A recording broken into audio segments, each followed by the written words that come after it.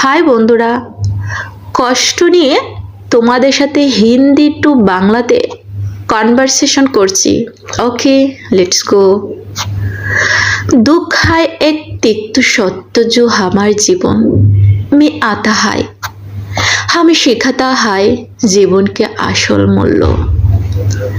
মানে হচ্ছে কষ্ট হলো এক তিক্ত সত্য যা আমাদের জীবনে আসে, আমাদেরকে শেখায় জীবনের আসল মূল্য।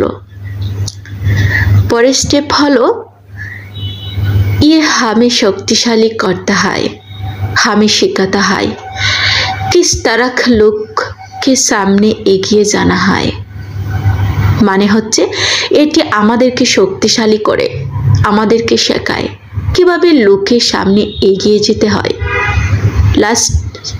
लास्ट पॉइंट, दुख है एक कठिन परीक्षा जो हमें देता है एक नया जीवन के पथ।